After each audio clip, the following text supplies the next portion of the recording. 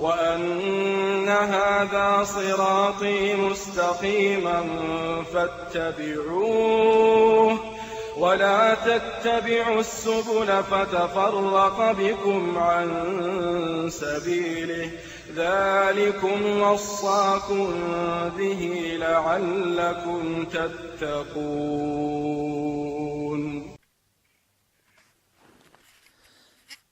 إن الحمد لله نحمده تعالى ونستعينه ونستغفره ونستهديه ونعوذ بالله من شرور أنفسنا ومن سيئات أعمالنا، من يهده الله فلا مضل له ومن يضلل فلا هادي له، وأشهد أن لا إله إلا الله وحده لا شريك له، وأشهد أن محمدا عبده ورسوله. يا أيها الذين آمنوا اتقوا الله ولتنظر نفس ما قدمت لغد واتقوا الله إن الله خبير بما تعملون. أما بعد، فإن أصدق الكلام كتاب الله، وخير الهدي هدي محمد صلى الله عليه وسلم، وشر الأمور محدثاتها، وكل محدثة بدعة، وكل بدعة ضلالة، وكل ضلالة في النار. سلام ورحمة خواهی پروردگارتان لێبێ. براو خوشک و برا بەڕێزەکانم، داواکارم لە خواهی پەروەردگار کە خواهی تەعالا موفقمان بکە و سەرکەوتومان بکە. خۆم بە خۆش حاڵ ئەزانم کە لە حەڵقەیەکی نوێی بەرنامەی ڕاستکردنەوەی چەمکەکانە بێمەوە خزمەتی بەڕێزتان. لە حەڵقەکانی پێشووە و بە تایبەت حەڵقەی پێش ئەم حەڵقەیە باسی ئەوەمان کرد کە پێناسەی بیدعا لای زانایانی ئیسلام چۆن بووە و بیدعا ئەوان چۆن لی تێگەیشتون و چی بە بیدعا ئەژمێرێت، بەو بیدعایی کە پێغەمبەری خوا صلی الله عليه وسلم بە گومڕایی سەر لێشێوان دایناوە و چیش بەری ئەو بیدعایە ناکەوێ. یعنی بیدعا لەوانەیە وەکو بڵێ شتێک پێی بوترێ بیدعا، بەڵام بەری ئەو بیدعا و گومڕایە ناکەوێ کە پێغەمبەری خوا صلی الله عليه وسلم ئاماژەی پێ کردووە. جا باسی ئەوەمان کرد کە زانایان پێناسەی زۆریان یان جۆرا و جۆریان بۆ بیدعا کردووە، بەڵام ئەوەی کە زیاتر یعنی ئەتوانرێت وەکو بڵێ بیان کەی بە دوو بەرەوە، بەرەیەک بە تێڕوانینێکی فراوان بیدعی لە یەک داوەتەوە و پێناسەی کردووە، هەشیانە بە شێوەیەکی تەنگ با بڵێن تەنگی کردوێتەوە لەو بوارەیە کە پێغەمبەری خوا صلی الله عليه وسلم فەرمێ كل بدعة ضلالة. یعنی بە کورتی ئەتوانی بڵێ دوو ڕێڕەو هەیە بۆ زانایان بوونەتە دوو ڕێڕەوە بۆ پێناسەکردنی بیدعا. کۆمەڵێکیان یعنی بە شێوازێکی فراوان بیدعیان پێناسە کردووە، یعنی بیدعیان بە معنایەکی عام پێناسە کردووە، هەتا و فەرموویشیانە کە بەو معنە عامە، یعنی بیدعی وا هەیە ئەوان تویانە واجبە، و بیدعی وا هەیە سنەتە، و بیدعی وا هەیە مباحە بەپێ ئەحکامە شەریعەکان، و بیدعی واش هەیە مەکروهە، و بیدعی وای هەیە حرامە. ئەمان ئەبەو شێوازە لە یەکیان داوەتەوە و تویانە هەر ڕووداوێکی تازە کە لە قورئان و سنەتدا نەهات بێ پێی ئەوترێ بیدعا. ئیتر لە پەرستن و عیبادەتەکانە بێ یان لە باو عادەتەکانە بێ، ئیتر ناپەسەند بێ یان وەکو پەسەند بێ. جا لەو زانایانی کە ئەم تێڕوانینەیان هەیە، ئیمامی شافعی ڕەحمەتی خوای لێ بێ، و هەروەها لە شوێن کەوتوەکانی ئیمامی شافعیش عزی کوڕی عەبدوسەلام، و هەروەها نەوەوی ڕەحمەتی خوایان لێ بێ، و هەروەها ئەبوو شامە کە شەیخی ئیمامی بوخاریە، و هەروەها لە مالیکیەکانیش عفوا هەروەها لە مالیکیەکانیش قەڕافی و زەرقانی، و لە حەنەفیەکانیش ئیبن عابدین، لە حەنبەلیەکانیش ئیبن الجەوزی، و لە ظاهیرەکانیش ئیبن حەزم. ئەوانە هەمویان ڕێیان وایە کە یان ئەتوانی بڕێوا پێناسەی بیدعیان کردووە بە معنە فراوانەکەی پێناسەیان کردووە. جا هەر بۆ ئەوەی زیاتر وەکو بڵێ لە تعریفەکانیان زیاتر قوڵ ببینەوە، زیاتر تێبگەین، عزی کوڕی عەبدوسەلام تعریفەکەی ئەو هەیەنینەوە کە فەرموویەتی دەربارەی بیدعا، فەرموویەتی ئەنەها فعل ما لم يعهد في عهد رسول الله صلى الله عليه وسلم، کردنی هەر شتێکە کە لە سەردەمی پێغەمبەرە نەبووە، وهي منقسمة إلى بدعة واجبة وبدعة محرمة وبدعة مندوبة وبدعة مكروهة وبدعة مباحة. فەرموویەتی بیدعا ئەبێت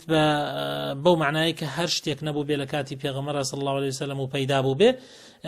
ئەوەش 5 جۆر یعنی تەقسیمی کردو و دابەشی کردوتە سەر هەر 5 نەوعەکەی ئەحکامە شەرعیەکانە کە بیدعی وامان هەیە واجبە و بدعي واشمان هي حرامة لبرانبر واجب حرام بدعي وامان هي سنة بدعي واشمان هي مكروهة وبدعي واشمان هي لنا وراسة مباحة واتنا مكروهة ونا سنة ونا حرامشة ونا واجبة يعني مباحة بكردن ونكردني مسلمان تاوان بارنابه يعني بو معنى امان كلي كان داوتو بدعي واجب اوه كبيويست انساني مسلمان واجب ئەبێ لەسەری و پێویستە بیکە و بەکردنی ئەجر و پاداشی دەسەکەوێ و بە نەکردنی گوناحبارە بێ یعنی ئەم واجبان بدعی واجبە بدعی حرام ئەو بدعەیە کە حرامە بیکەی هەر کەسێ بیکە گوناحبارە بێ و بە تەرکدانی و نەکردنی ئەو بدعەیە ئەجر و پاداشت دەسەکەوێ بدعی سنت ئەوەیە کە باشتر وایە ئەنجامی بدەیت و بیکەی و ئەگەر نەیشیکەی گوناحبار ناوی بدعی مەکروه ئەوەیە باشتر وایە یعنی نەکرێ و ئەگەر بیکەی گوناحبار ناوی و بدعی مباحش یعنی بەکردنی و نەکردنی ئینسان گوناحبار نابێ و بەم شێوازە با بڵێن ئەمان يعني جۆرەکانی بدعیان لێک داوەتەوە يعني وتوانە بدعا بە معنایەکی فراوان تەماشای بدعیان کردووە يعني حتا بەشی لۆغەویشیان تێکەڵ بە بدعا کردووە بە پێناسەی بدعا کردووە جا نمونەشیان بۆ ئەم جۆرانە هێناوەتەوە ئەڵێن بدعی واجب وەکو ئەوەی کە ئینسان سەرقاڵی زانستە شەرعیەکان ببێ ئەوانەی کە بۆ نمونە زانستی نەحو کە بەو زانستە ئینسان لە فەرمایشتەکانی خوا و پێغەمبەری خوا صلی الله عليه وسلم تێ ئەگا چونکە ئەگەر ئەو زانستە نەبێ لە شەریعەت تێناگەی کەوا بۆ هەر شتێک ببێتە مایە ئەوەی کە واجبێک بەجێبێنێ یعنی هەر شتێک یارمەتی دەربێت یان ببێتە هۆی ئەوەی کەوا واجبێک بەجێ بهێنرێت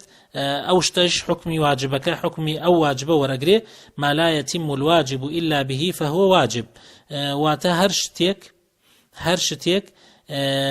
ئەگەر واجبێک جێبەجێ نەبێ ئیلا بەبوونی ئەو شتە نەبێ کەوا بۆ ئەو شتەش ئەبێ بە واجب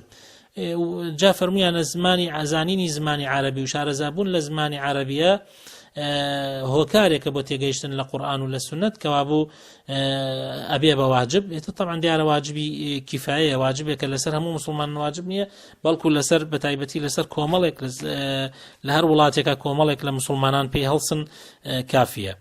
بدعی حرامیش نمونەیان بۆ هێناوەتەوە وتویان وەکو ئەو بیر و بۆچوونە گومڕایانە کە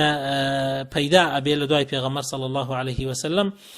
ئەمەیە ئەوەیە کە پێغەمبەر فەرمێ كل بدعة ضلالة هەر لادانێکە لە ڕێبازە ئەسڵەکەی لە ئەسڵ و ئوسوڵی عەقیدە و عیبادەت و لە ئەسڵەکان و بنەماکانی عەقیدەیان بنەماکانی عیبادەت یا بنەماکانی ئەخلاق لادان لەمانە ئەبێتە مایی گومڕابوون و نمونەشیان هێناوەتەوە وەکو بدعی قەدەریەکان وەکو بدعی جەبریەکان ئەوانەی قەدەریەکان ئەوانن کەوا ئینکاری قەدەرەکەن جەبریەکان ئەوەیە کە ئەوانن کە ئەڵێن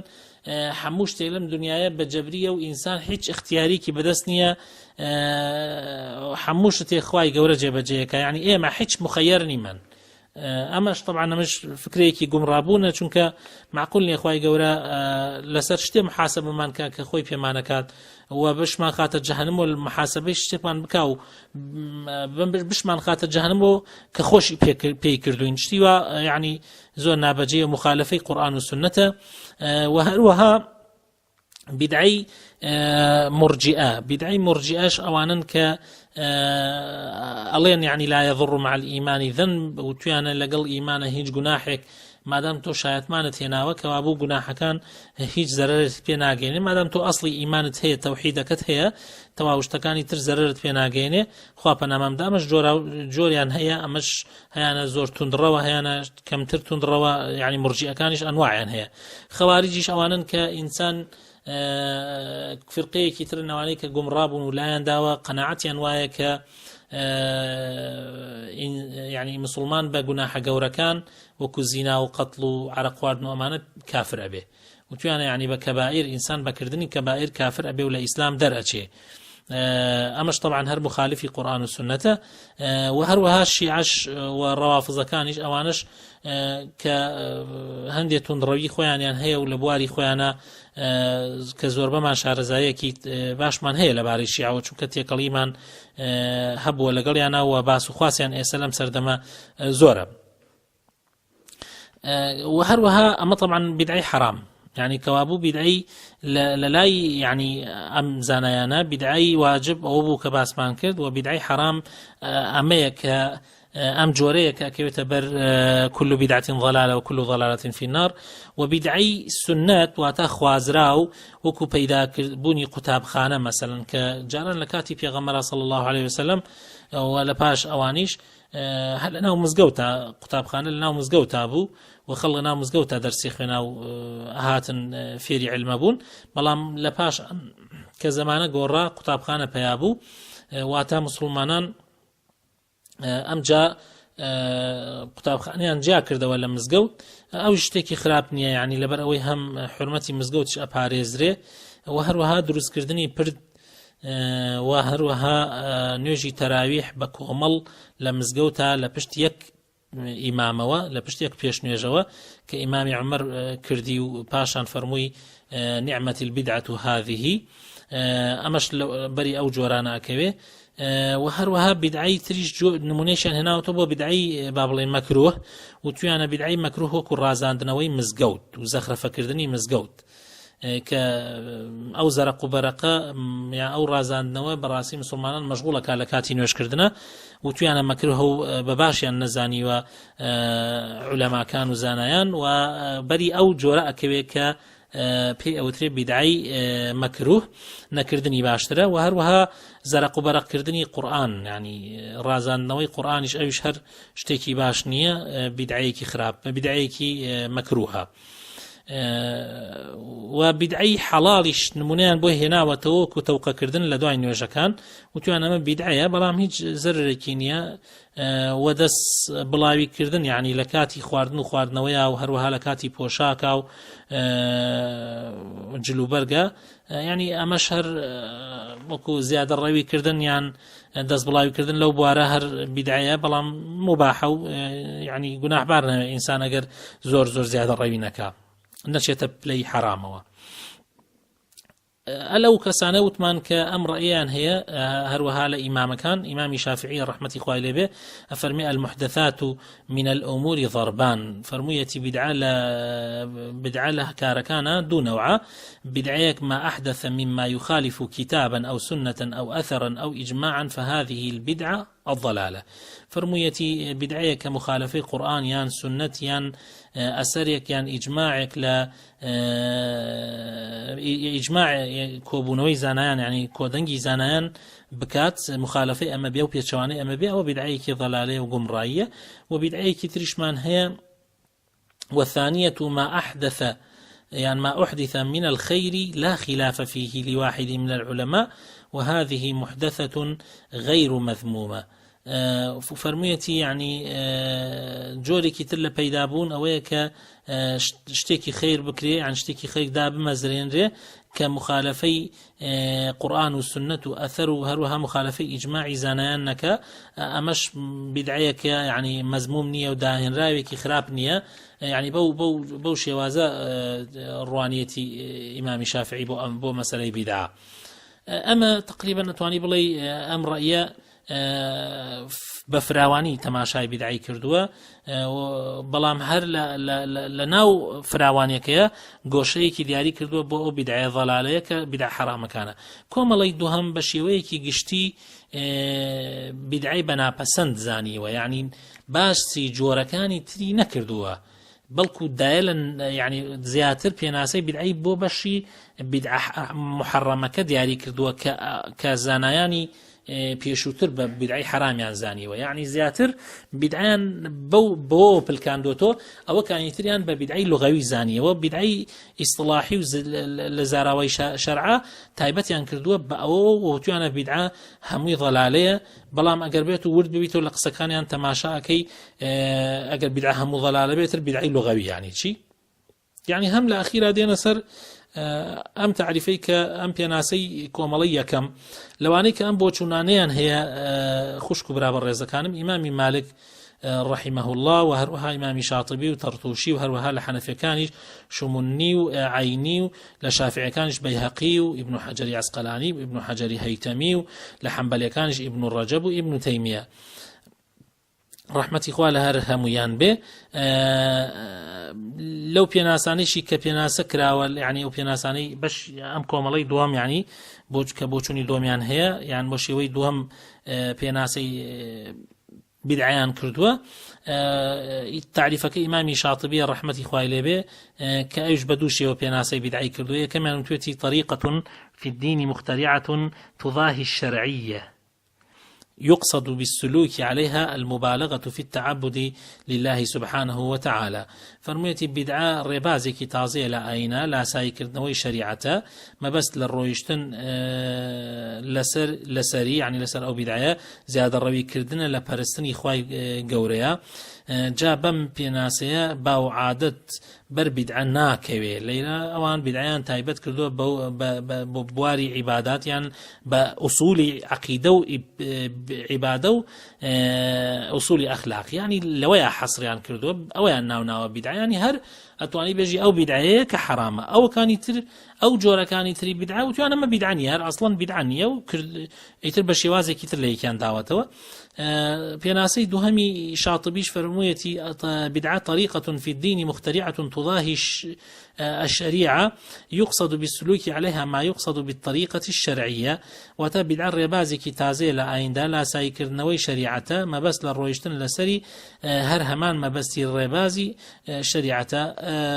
يعني بمشي وازا سيركي أم كوملا زياتر وكبلي پێناسەی بدعە محەڕەمەکان کردووە کە وتمان ئێمە بدعەی محەڕەمە ئەوەیە کە شتێک دابهێنرێت لە مخالفەی ئوسولی عەقیدە بکات یان مخالفەی ئوسولی عیبادەت بکات یعنی بنەماکانی عیبادەت بنەماکانی عەقیدە هەروەها بنەماکانی ئەخلاق ئەمەیان بەو شێوازە پێناسە کردووەکەوە بوو فەرقێک نییە لەبین پێناسەکەی کۆمەڵی یەکەم و پێناسەی کۆمەڵی دۆمە ئەگەر وردەکاری لە مۆزوعەکانە بکەین و بە جوانی لە یەکی بدەینەوە ئەوەی کە یعنی کە پێویستە یعنی بە مولەخەص و وەکو بڵێ مختصری شتەکان ئەوەی کە پێویستە ئەوەی کە پێویستە مە بیزانین ئەبێت مسلمان دەستگرتن بە قورئان و سنەتەوە بەو شێوەی کە پێغەمبەری خوا صلی الله عليه وسلم لەسەری بووە ئەوە پرۆگرامی ئەهلی سنەت و جەماعەت ئەوە پرۆگرامی حەقە و پەتی ڕزگاربوونە یعنی حەبلی ڕزگاربوونە لە گومڕایی و سەرلێشێوان لە ژیانی دنیاە و هۆی دەربازبوونیشە لە ئاگری دۆزەخ لە ڕۆژی قیامەتە خوای تەعالی لە قورئانی پیرۆزە لە زۆر شوێنە ئاماژە بۆەوە ئاکا کە دەستگرتن بە قورئان و سنەتەوە و پابەندبوون بە قورئان و سنەت و ڕێبازی پێشینان مایەی بەختەوەری مرۆڤەکانە مایەی بەختەوەری مسلمانانە کە ئەفەرمێ وكيف تكفرون بالله وكنتم وأنتم تتلى عليكم آيات الله وفيكم رسوله چۆن ئێوە کوفرەکەن بە بێباوەڕ ئەبن و ئاەتەکانی خواتان بەسەر خوێنرێتەوە پێغەمبەرەکەی خواتان تایە ومن يعتصم بالله هەر کەسێ دەست بگرێ بەخوا و بە دینی خواوە فقد هدي إلى صراط مستقيم بتأكيد يعني هداية أدري بو سر ربازي راستقينا يا أيها الذين آمنوا اتقوا الله حق تقاته ولا تموتن إلا وأنتم مسلمون ئەو کەسانی کە باوەڕتان هێناوە خۆتان پارێزن لە نافەرمانەکانی خوا خۆپاراستنیە کە شایستەی خوای پەروەردگار بێ و مەمرن ئیلا لەسەر ئیسلامەتی و ڕێبازی حەق نەبێ و دەست بگرن واعتصموا بحبل الله جميعا ولا تفرقوا واذكروا نعمة الله عليكم إذ كنتم أعداء فألف بين قلوبكم فأصبحتم بنعمته إخوانا وكنتم على شفا حفرة من النار فأنقذكم منها كذلك يبين الله لكم آياته لعلكم تهتدون دز بقن ببتي خواوة بحبلي خواوة هموتان بيكو وجاوزي تفريقا مكان لنيوان يكتريا والرباز دي تر مقرنة برجقة لو ربازي كخوا وبيغمري خوا صلى الله عليه وسلم بوتان اندياري كردوا ونعمتكاني خواي پروردگار پەروەردگار یاد بکەنەوە هەردەم کە ئێوە پێشتر دژمنی یەکتری بوون، هەرێکی ڕێباز و ڕێچکانێکتان گرتبووە، بەڵام بە فەزڵی خوای پەروەردگار خوای تەعالا بە نیعمەتی خوای گەورە کردنی بەبرا لەسەر ئەم دین و ڕێبازە حەقا جاد کەوابوو مخالفەی مەکەن، کەوابوو لێی لامەدەن، کەوابوو پرۆگرامی ئەهلی سنەت و جەماعەت لەسەر سێ پایی ڕاست، وەکو بڵێ سێ پایی ڕاست ڕاوەستاوە، یعنی بەرنامەی ئەهلی سنەت و جەماعەت بۆ دەستگرتن بە قورئان و سنەتەوە لەسەر سێ پایە ڕاوەساوە. دەستگرتن بە قورئانەوە ئەو پایە یەکەم، دەستگرتن بە سنەتەوە پایەی دووەم، شوێنکەوتنی ئەوەی کەوا پێشینان سەلەفی ئەم ئومەتە لەسەری بوون لە زانستا لە کارکردنە، کە بریتین ئەوانیش لە هاوڵانی پێغەمبەری خوا صلی الله عليه وسلم، چونکە ئەوان هەڵگری ئەم شریعەتن بۆ ئێمە، ینی لە ئەوانەوە گەیشتۆتە ئێمەوە، ئەوان ئامادە بوون لە کاتی دابەزینیدا و ئەوان ئاگادار بوون بۆچی دابەزیەوە، بەستیش چییە لە دابەزینی. پایی گرنگ، یعنی پایی گرنگ لەناو ئەم سێ پایە بەڕاستی پایی خاڵی سێمیانە کە بریتیە لەوەی يعني وەکو بڵێ شوێنکەوتنی ئەوەی کە پێشینانی ئەم ئومەتە لەسەری بوون، يعني لە ئوسولی عەقیدە، لە ئوسولی عیبادات، لە ئوسولی ئەخلاق، ئەوان چۆن بوون ئێمە هەوڵ بدەین ئەو ڕێبازە بگرین کە ئەوان لەسەری بوون، چونکە بەڕاستی ئەگە تەنها بڵین قورئان، يعني حقیقت کەسانێکی زۆر ئەتوانن بۆ گومڕایەکان و سەر لێشێوانەکانی خۆیان، بۆ گومڕایەکانی خۆیان ئەتوانن يعني بەڵگەی قورئان بۆ خۆیان بێننەوە، يعني بەشێک لە قورئان بۆ خۆیان لا بدەن، و هەروەها ئەشتوانن بەڵگەی حەدیثیش بۆ خۆیان بدۆزنەوە بۆ ئەوەی کە مثلا وەکو بڵێ خەڵکی پێ سەر لێ بشێون یا خۆیانی پێ بخەڵەتێنن، چونکە قورئان هەم متشابهاتی تایە و هەم محکەماتی تایە، يعني ئینسان ئەتوانێت یاری بە ئەلفاظەکانی بکە، نەعوذ بالله، خوای گەورە پەنامان بدە، بەڵام کاتێ وتمان ڕێبازی پێشینان، يعني بەو شێوە لە قورئان و سنەت تێبگەین کە ئەوان لەسەری بوون، لە ئوسولی عیباداتە، لە ئوسولی اعتیقادە، لە ئوسولی ئەخلاقە، ئەوان چۆن معاملەیان کردو، ئێمەش هەر بەو شێوازە معاملە بکەین، و ئەمەش دقی ئاەتی لەسەر خوای تەعالا فەرمی ومن یشاقق الرسول من بعد ما تبين له الهدى ويتبع غير سبيل المؤمنين نوله ما تولى ونصله جهنم وساءت مصيرا، يعني هەر کەسێک دوای ئەوەی حەقی بۆ ڕوون بوویەوە ملي بيندا وليه هالقريته وما يشاقق الرسول من بعد ما تبين له الهدى ويتبع وشوني سبيل غير المؤمنين كسبيل مؤمنين بريتيا أو مؤمنين كيبوا لكاتي أما دابزين آياته. طبعا الصحابة كانوا في غمر صلى الله عليه وسلم ويتبع غير سبيل المؤمنين نوله ما تولى خوابنا من بدا ونصله جهنم وأيخينا أجري جهنم شوا كبابو خوابنا من بدا، يعني لادان للربازي بيشينان، لادان للربازي صحابه لأصولي اعتقاد وأصول عبادات وأصول أخلاق كأوان لسريبون براسي لقمرائية. بويا ابن تيمية رحمة الله عليه فرميتي قال الأئمة يعني أحمد وغير أحمد أصول السنة هي التمسك بما عليه أصحاب رسول الله صلى الله عليه وسلم. ولكن بنما كان أهل السنة جماعة أو يدز قرتن بوك أصحاب كان بيغمري إخوائي صلى الله عليه وسلم لسربوا. وهروها لشونك ترشى ابن تيمية فرميتي فدين المسلمين مبني على اتباع الكتاب على اتباع كتاب الله وسنة نبيه وما اتفقت عليه الأمة، فهذه الثلاثة أصول معصومة وما تنازعت فيه الأمة ردوه إلى الله، يعني ردوه إلى الله والرسول. فرميت يعني ديني مسلمان لسر قرآن وسنة إجماع يعني كورائي يعني كودنجي زناني إسلام دا مزراوة أمسي أصلها هرسيكي معصوما يعني لها الله كردن، هم قرآن هم سنتي صحيح وهم إجماعي مسلمان أمانا معصوما. هر جاريكيش خوابنا ممدا أجر نزاع دروز بولا نيواني مسلمانانا أو كاتب بقرنو بولاي قرآن سنة لبروي خواه تعالى لقرآن لسورة النساء آية 50 فرميت يا أيها الذين آمنوا أطيعوا الله وأطيعوا الرسول وأولي الأمر منكم فإن تنازعتم في شيء فردوه إلى الله والرسول إن كنتم تؤمنون بالله واليوم الآخر ذلك خير وأحسن تأويلا.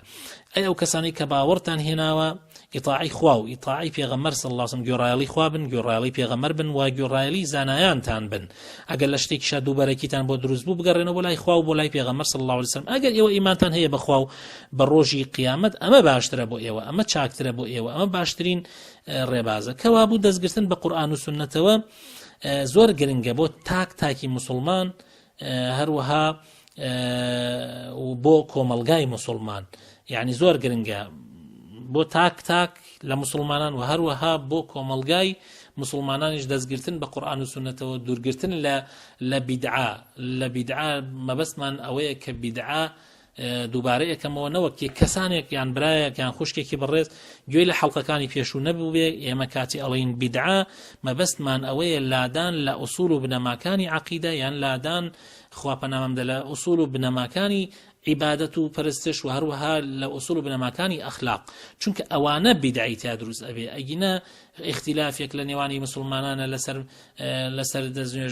دەستنوێژ ئەشکێ لە دەست پێوەدانی ئافرەتیان ناشکێ، سنەتی پێشی جمعە هەیە یان نییە، قنوتی بەیانیان هەیە یان نییە، یعنی ئەم مەسائلانە مەسەلەن خلاف لە موردەکاریانە بەڕاستی ئەم مەسائلانە یعنی ناتوانی تۆ هیچ لەمانە بەو بیدعەیە بژمێری کە پێغەمبەر فەرمێ كل بدعة ضلالة، کەوا بوو ئەمانە بیدعانین، ئەمانە مەسائلی خلافین. ئەگەر ناویشی بنرێ بیدعە لەلایەن زانایەک لە زانایانەوە مەبەستی ئەوەیە کە یعنی ڕێگە ڕاستەکە ئەوە نییە، مەسەن لەلای ئەو لە بۆچوونی ئەوە بە حەق نازانێ شتەکەی تر بە حەق ئەزانێ، مەبەستی ئەوەیە لە بیدعایە، یعنی قەزدی ئەوەیە کە لە کات پێغەمبەرە ئەمە نەبووە، مەبەستی ئەوە نییە كل بدعة ضلالة، یعنی مەبەستی ئەوە نییە، چونکە ئەگیناگەر وابێ یەک زانا لە زانایانی ئیسلام دەرناچێت لە سنووری ئەو بیدعایە. یعنی مەسەلەن بۆ نمونە حتا تەنانەت لەناو یعنی زانایانی ئەم سەردەمەش کە زۆرێک لەو برایانەی کە تەئکید لەسەر بیدعە و مەسائلی بیدعە ئەکەنەوە کە مەسەن شێخ بن باز خوان بە شوێنکەوتوی شێخ بن باز، شێخ ئەلبانی، شێخ ابن عوثەیمین رحمهم الله، روها ابن جبرین، ئەمانە ئەزانن دە تەماشا بکە هەر ئەم پیاوە بەڕێزانە ئەم زانە بەڕێزانە تەماشا کە خۆیان لەناو خۆیانە یعنی زۆر مەسائل هەیە ئەمیان ئەڵێ ئەو شتە بیدعەیە ئەوەکی تریان ئەیکەن. بۆ نمونە یعنی دەستگرتنەوە لە دوای سمع الله لمن حميده، يعني لە دوای ئەوەی کە لە ڕکوع بەرزە بیتەوە دەستگرتنەوە ئەلبانی ڕەحمەتی خوای لێ بێڵێەوە بیدعەیە، بەڵام ئیبن باز ئەڵێ سنەتە. يعني ئەمە تو سیرکە، يعني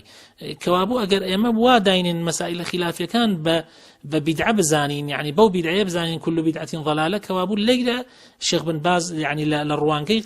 ئەو بۆچوونەوە يعني ئەبێ ئەلبانی بن باز بێژە گومڕە، نەعوذ بالله. شتی وان نییە هەرگیز هیچ زانایەک لە زانایان نەیوتووە مەسائل خلافیەکان ئەڕاتە سنووری ئەوە کە يعني بە بیدعەی ضلالە بژمێررێ، نا ئەم مەسائل خلافیانە بە بیدعەی ضلالە ناژمێررێ و هەر کەسێکیش یان هەر زانایەک لە زانایەکانش پای خلسکا لە مەوزوعە بە تەئکید ئەوە هەڵەی کردووە و ئەبێت پەشیمان ببێتەوە لێ. ئەگینا گەروانە بێ ئێمە هەمومان یەکتری گومڕا ئەکەین، چونکە مەسائل خلافیەکان زۆرن، يعني هەتا تەنانەت هەندێک عولەما ئەڵێن نزیکەی ملیۆنێ مەسائل خلافیمانەیە، يعني قەت نەبووە دوو زانە لە هەموو دنیاە، يعني لەو ڕۆژەوە يعني کە پێغەمبەری خوا صلی الله علیه وسلم هاتووە حتا ئەمڕۆ يعني نبوة دو زانا لزانيان إسلام لحموشت يكا متفق بنو بوچونا كان ينوك يكوابي قد نبوة يعني إلا لأصول عباداته، لأصول عقيدة، لأصول عباداته، لأصول أخلاق. هر خواش داوي أواني كردو لواني إما يكدنگ بين جگە لەوە خلاف و جیاوازی هەیە، چونکە مەسائلەکان ئیجتیهادن، خوانەی بڕێتەوە، پێغەمبەری خوانەی بڕێتەوە، ناکرێت ئێمە لەسەر ئەوانە بیدعە و بیدعەچێتی دامەزرێنین، چونکە ئەگینا کەسمان بە ساغی و سەلامەتی نامین. و داواکارم خوای گەورە ڕەحمان پێ بکە ئینشاءالله لە حەڵقەی داهاتووە باسی ئەوە ئەکەین دەستگرتن بە قورئان و سونەتەوە و دوورگرتن لە بیدعە چی ضرورەتێکی بۆ تاکی مسلمان و هەروەها بۆ کۆمەلگای مسلمان ضرورەتەکەی چەندێکە. داواکارم خوای گەورە هیدایەتی هەموو لایەکمان بدا و مۆفەقمان بکە و سەرکەوتومان بکە و دامەزرامان بکە لەسەر دینداریەتی، لەسەر ئیسلامەتی. آمين آمين. سبحان ربك رب العزة عما يصفون وسلام على المرسلين والحمد لله رب العالمين.